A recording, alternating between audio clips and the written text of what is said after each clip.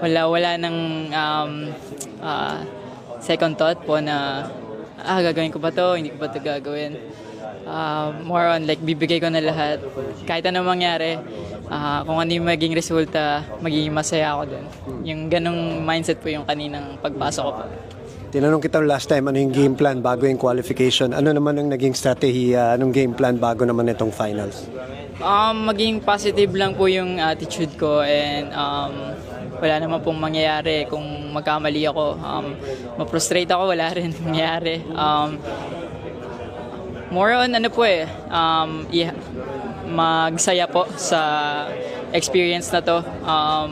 Nagkamali man po, dami ko natutunan. Sobrang sarap sa feeling na makasali sa finals ng all-around po especially. Laking talon po from Tokyo Olympics, and super grateful po na healthy po ako. Walang nangyaring masama sa akin although may mistake. Pero yun nga po, sobrang sarap sa feeling na makita rin yung teammate ko from Japan na nanalo siya. Grabe, nakakataba po ng puso po. Dahil napaka-close ng community nyo, no, na gymnast. Balikan lang natin yung simula, yung sa pommel horse. Ngayon na nangyari na, Kaloy, anong iniisip mo, ano nangyari doon? Pa-dismount na po ako, tapos mali yung angle ko po siguro sa handstand. Pero yun nga po, parang wala na ring regrets.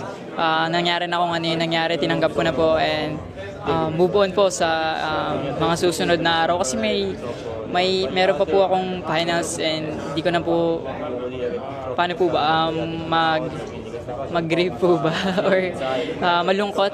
Kasi first of all, binigay ko po yung buong puso ko, binigay ko yung best ko, and healthy ako na natapos ko yung competition. Masaya ako sa naging resulta ko, and ayun po, wala talagang regrets po eh.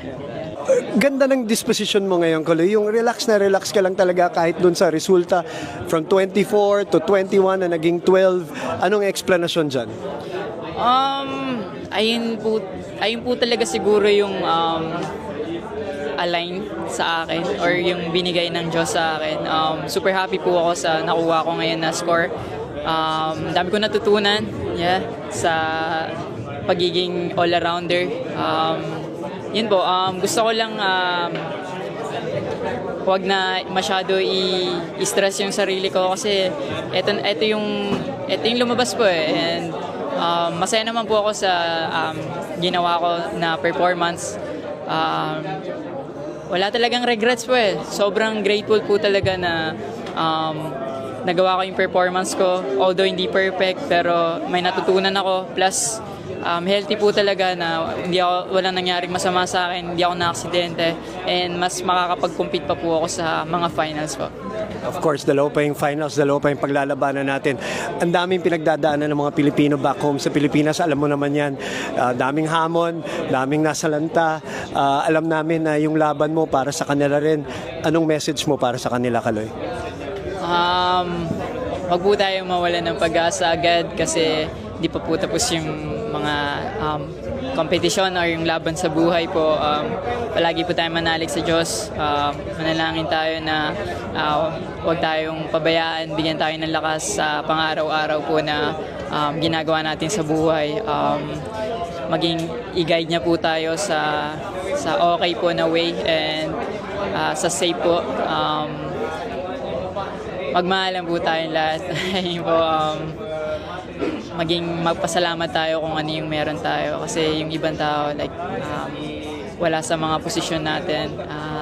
Sobrang thank you sa inyo na pinagdadasal kami mga atleta at sumusuporta kayo sumusubaybay sa amin po.